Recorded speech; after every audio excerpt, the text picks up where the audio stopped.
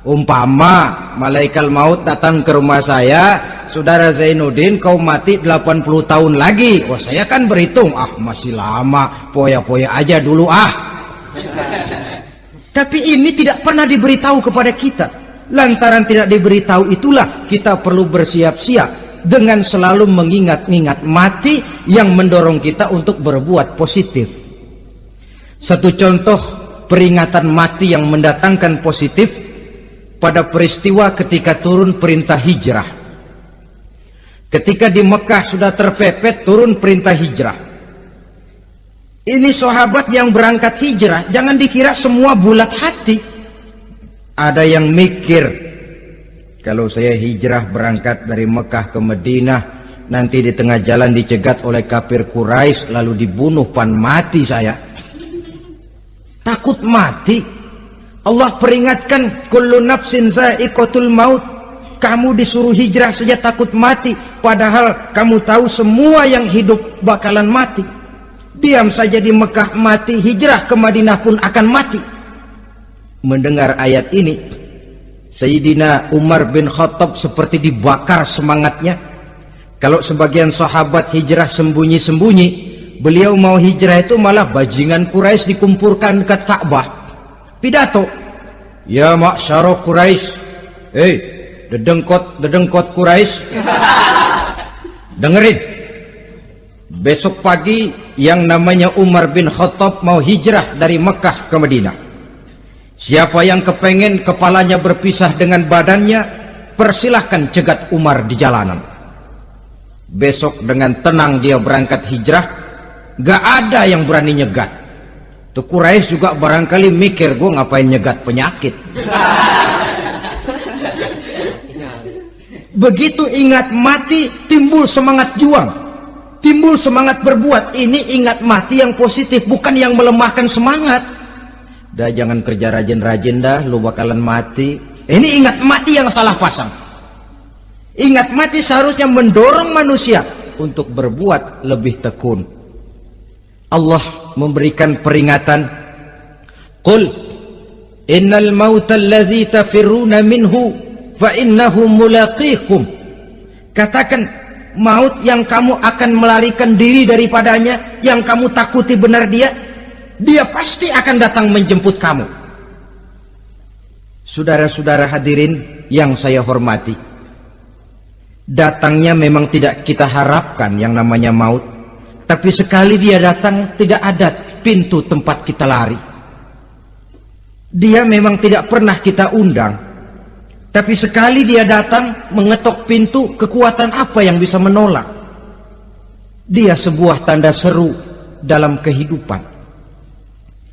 Apa yang menyebabkan orang takut mati?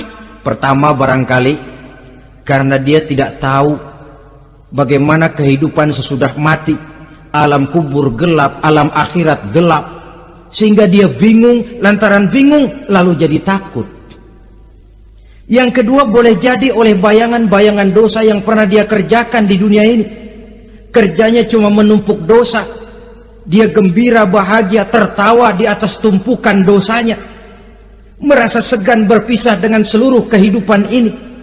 Sehingga boleh jadi maut adalah sesuatu yang ditakutkannya benar dalam kehidupan. Tapi bagaimanapun takutnya, tidak ada tempat lari dari dia. Dalam ayat lain Allah jelaskan, aynama takunu yudrikumul mautu walau kuntum fi burujim musayyadah. Di mana saja kamu berada, dalam benteng yang paling tangguh sekalipun, maut pasti akan datang menjemput kamu. Nah, bagaimana caranya maut datang menjemput kita? Bila datang dia, sang malaikat pencabut nyawa, malaikat Israel namanya, hendak mengambil roh kita. Dalam suasana macam begitu, di akhir kehidupan dunia, dalam berhadapan dengan sakaratul maut, terbagilah manusia dalam dua bagian besar. Pertama, yang menghadapi sakaratul maut itu dengan husnul khatimah, baik di akhirnya, Sehingga pada saat ruhnya berpisah dengan jasadnya, kelihatan dia seperti senyum, mukanya cerah. Bahkan sebelum itu boleh jadi dia sempat meninggalkan pesan-pesan yang baik.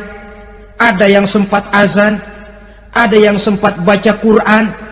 Pernah kan nemui orang yang mau mati seperti itu? Yang sempat azan, yang sempat baca Quran, yang sempat meninggalkan wasiat-wasiat yang baik. Sebab apa? Malaikat maut datang menjemput mereka juga dengan baik-baik. Dicabut ruhnya perlahan-lahan, tapi sungguh pun perlahan-lahan. Pedihnya, sakitnya tetap tiada tara. Rasulullah Sallallahu Alaihi Wasallam, dikala beliau hendak berhadapan dengan sakaratul maut, diceritakan mencelupkan tangannya ke dalam gelas berisi air, lalu mengusapkannya ke muka beliau seraya berdoa, "Ya Allah, mudahkan saya dalam menghadapi sekarat ini." Beliau juga yang mengatakan bahwa sakitnya sakaratul maut sama dengan 300 kali bacokan pedang. Sehingga kita diajarkan doa. Di antara doa selamat itu kan ada Allahumma hawwin alaina fi sakaratil. Ya Allah, mudahkan saya di dalam menghadapi sakaratul maut itu. Ketika ruh ini keluar dari jasad, mata masih mengikuti ruh itu. Sehingga kadang-kadang ada yang matanya terbelalak dan tidak sempat ditutup, terbuka terus, mengikuti ruh itu keluar dari jasadnya. Adapun golongan kedua, manusia yang ketika berhadapan dengan sakaratul maut mendapatkan su'ul khatimah, jelek di penghabisannya. Sekaratnya sudah setengah mati, lalu jelek juga di akhirnya, mati dalam keadaan yang tidak baik, tidak terpuji. Ada yang lagi megang kartu, mati. Ada yang lagi di tempat ngadu ayam, mati. Ada yang lagi di tempat pelacuran, mati. Ada yang lagi megang botol minuman keras, mati. Nih barangkali malaikat maut gemes banget nariknya, lu bajingan, lu tarik terus ya. Mati su'ul khatimah. Makanya bagus itu. Kadang-kadang di majelis-majelis taklim kan sering dibaca, ya Allah biha, ya Allah biha, ya Allah bihusnil khatimah. Kan ada itu? Ada enggak? Saudara hadirin, mohon agar oleh Allah kita diberikan husnul khatimah, baik di saat ruh akan berpisah dengan jasad. Ini sesuatu yang pasti. Sang malaikat maut datang menjemput nyawa. Setelah ruh berpisah dari badan, maka tinggallah sang badan, ditangisi oleh semua yang kita tinggalkan. Sehingga kepada putrinya Fatimah, ketika malaikat maut datang hendak menjemput baginda Nabi, beliau berkata kepada anaknya, Fatimah, kamu tahu siapa yang datang? Saya tidak tahu, Bapak. Yang datang hadimul lazat, itu dia yang menghancurkan seluruh kesenangan dunia. Wa qati'us syahwat, yang memisahkan kita dengan seluruh yang kita cintai. Dia malaikat maut, Pak. Manakala jasad sudah ditinggalkan oleh ruh, itulah yang dikerubungi orang. Anak menangis, istri menangis, orang tua bersedih, teman-teman merasa kehilangan, menangisi jasad. Diuruslah jasad kita, dimandikan sebagaimana mestinya, dikafankan dengan kain putih 3 lembar, itu yang hendak kita bawa kembali ke tempat asal kita. Pakaian sutra, jas yang mereknya Switzerland wool, kain yang Samarinda, sepatu yang Belly atau Beltoni, jam tangan yang Rolex, kendaraan yang serba mewah, tidak ada yang menyertai kita. Kain putih 3 lembar itu saja lagi. Demi setelah dikafankan, dibujurkan kita menghadap ke arah kiblat, orang banyak pun datang menyolatkan kita dengan 4 takbir, diiringi dengan doa. Lalu upacara pelepasan, berangkat kita meninggalkan anak, istri, suami, kampung halaman, tanah air, bahkan alam dunia ini. Selamat tinggal alam dan seluruh isinya. Tinggallah yang tinggal. Saya akan kembali ke tempat asal dari mana saya datang, untuk kembali mempertanggungjawabkan seluruh perbuatan saya dalam kehidupan ini. Manakala upacara pelepasan selesailah sudah, dimasukkan kita ke keranda jenazah, digotong orang, bismillah wa ala millati rasulillah, dibawa ke tempat peristirahatan terakhir katanya. Padahal dulu kalau mau kita istirahat, ke villa lah kita, ke Bali lah kita, ke Hong Kong lah kita, ke tempat-tempat tamasya yang indah. Oh, rupanya akan sampai juga perjalanan menuju tempat peristirahatan terakhir, yang luasnya tidak akan lebih dari 2 kali 1 meter. Diusung orang kita, diantarkan orang banyak. Manakala sampai ke atas liang lahat, pengusung jenazah dibuka, diturunkan kita ke liang lahat, dibaringkan. Gumpalan tanah akan jadi bantal kita, muka dibuka, dihadapkan ke arah kiblat. Setelah itu ditutup liang lahat kita dengan kayu. Masih belum kurang, diuruk dengan tanah. Yang menguruk orang-orang yang tadinya mencintai kita, menyayangi kita. Tapi ketika jasad sudah ditinggalkan ruh, habis rupanya cintanya. Coba jasad kalau sudah ditinggalkan ruh, 3 hari aja di rumah, serem. Ya mayit, siapa yang betah nemenin mayit? Lalu bila upacara pemakaman selesai, maka berusahalah semuanya. Para pengantar akan kembali ke rumahnya masing-masing. Maka masuk kita ke alam kehidupan, yaitu yang disebut alam barzakh atau alam kubur. Apa selesai hidup sampai di situ? Tidak. Hanya beberapa langkah setelah yang mengantar kita pulang. Diriwayatkan dalam hadis Bukhari dan Muslim, bila seseorang sudah diletakkan di kuburnya, lalu yang mengantar kembali pulang, maka roh si mayit akan dapat mendengar bunyi terompah orang yang pulang itu. Bunyi terompahnya terdengar. Datang 2 malaikat menanyakan dia dengan pertanyaan-pertanyaan yang kalau bisa dijawab dengan betul. 2 malaikat yang bernama Munkar Nakir akan bilang, jawabanmu betul, tenanglah kau di sini, naumatal arus, tidurlah kau di sini seperti tidurnya pengantin. Orang yang baik-baik di alam kuburnya akan mendapat nikmat kubur. Sehingga masa penantian yang lama, sebab jangan lupa, kita masuk ke kubur itu kan menunggu sampai datangnya hari kiamat. Jadi kalau kiamat umpama masih 1000 tahun lagi, ya 1000 tahun kita menunggu. Orang yang baik-baik, penantian di alam kubur, kata malaikat, naumatal arus, tidurlah kamu seperti tidurnya pengantin. Bagaimana sih tidurnya pengantin? Nggak berasa. Iya, kata anak sekarang, endah aja udah.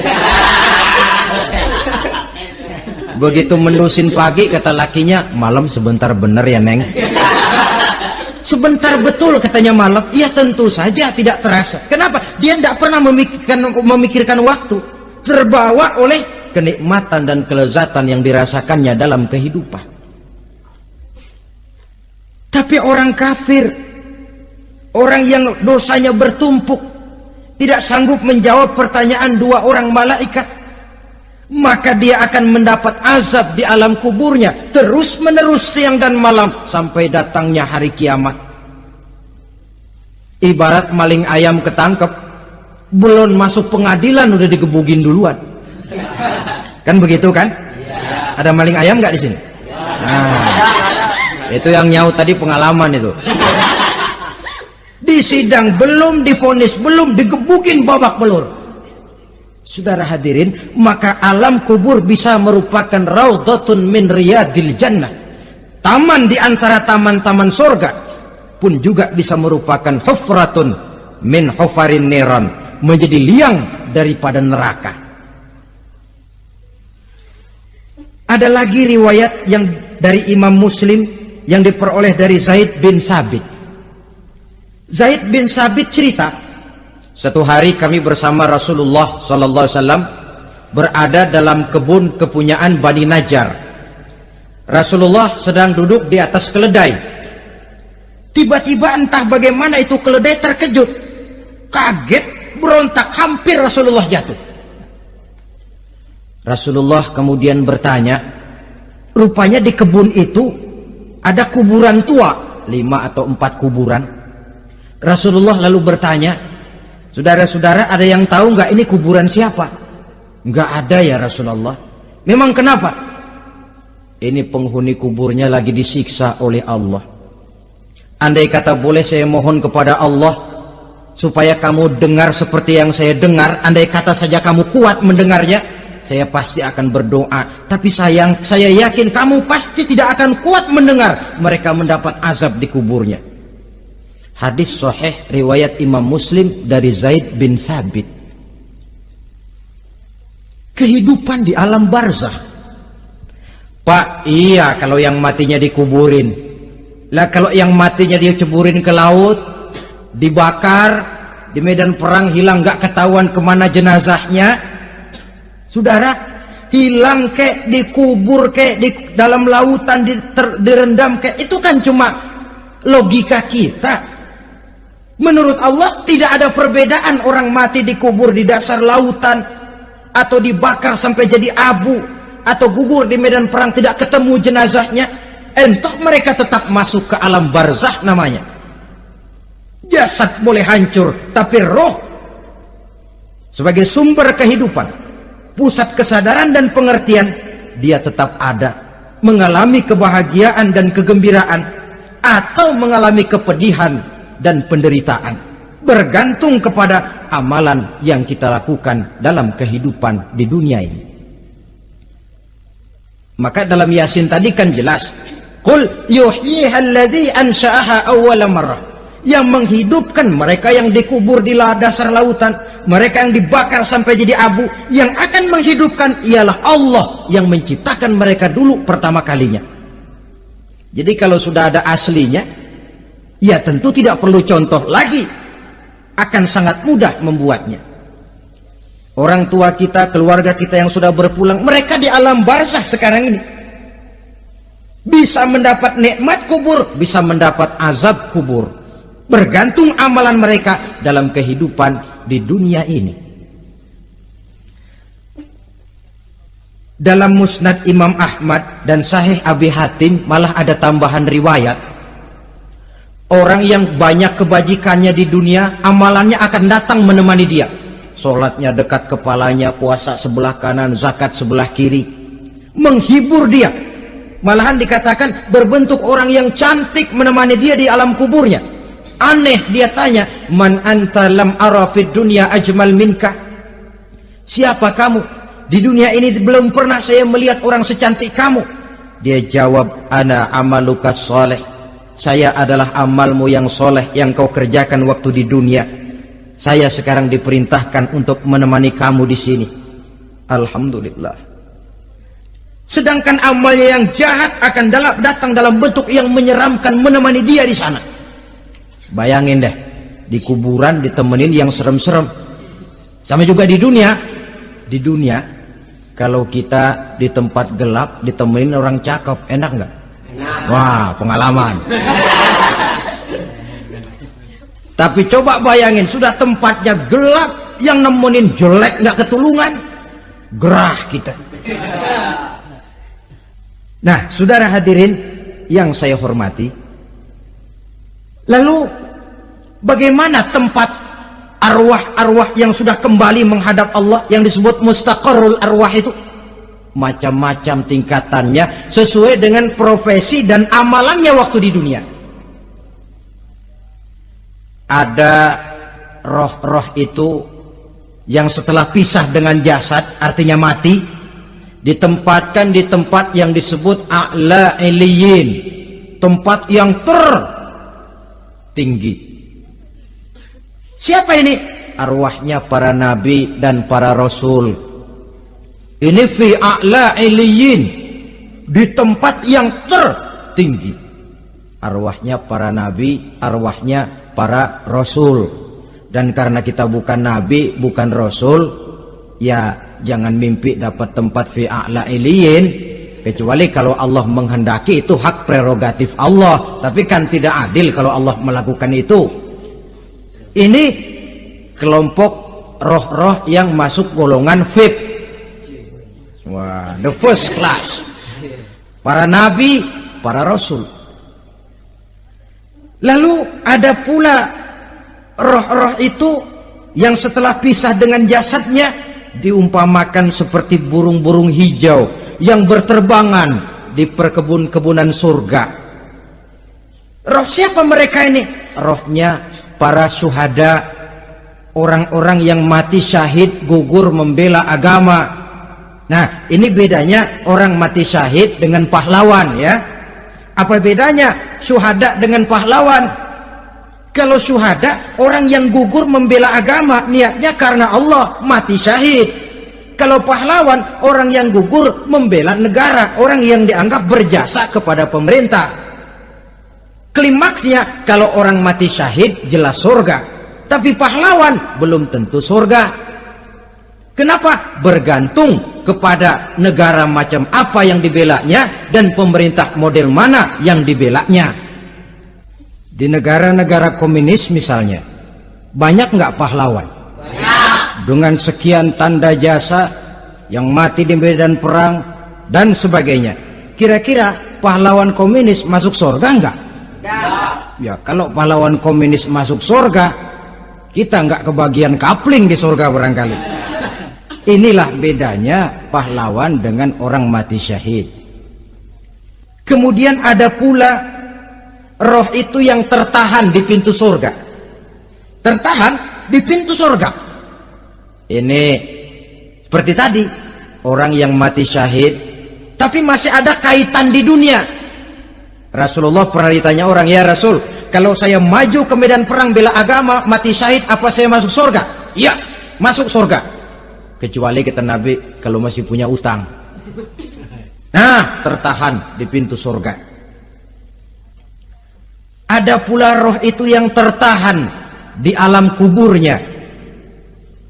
Ini umumnya seperti tadi itu. Ada mempunyai dosa, mempunyai kesalahan, sehingga merasakan azab kubur. Ada juga roh itu yang tertahan di permukaan bumi. Mereka yang dalam hidup selalu menumpuk dosa-dosa yang besar, meninggal sebelum keburu untuk bertaubat. Saudara hadirin yang saya hormati, inilah yang kita khawatirkan. Sebab jikalau pada saat roh sudah datang, jikalau saatnya roh datang berpisah dengan jasad, menemukan sakaratul maut, saat itu taubat sudah tidak akan ada gunanya lagi. Masuk ke alam kubur, mendapat azab kubur sampai datangnya hari kiamat. Berapa lama di alam kubur ini? Menunggulah kita sampai datang saatnya kiamat. Nah, saudara-saudara, apa tanda-tanda hari kiamat? Kapan dia akan datang? Bagaimana hal ihwal manusia pada saat terjadi kiamat? Bagaimana alam ini? Bagaimana perhitungan di padang mahsyar? Insya Allah akan saya ungkapkan pada bagian kedua dari ceramah ini. Insya Allah kita akan lanjutkan pembicaraan ini sampai kepada terminal paling akhir, surga dan neraka. Inilah saja pertemuan kita pada kesempatan kali ini. Terima kasih banyak atas segala perhatian. Mohon maaf atas segala kekurangan. Wabillahi taufiq wal hidayah. Wassalamualaikum warahmatullahi wabarakatuh. Waalaikumsalam warahmatullahi wabarakatuh.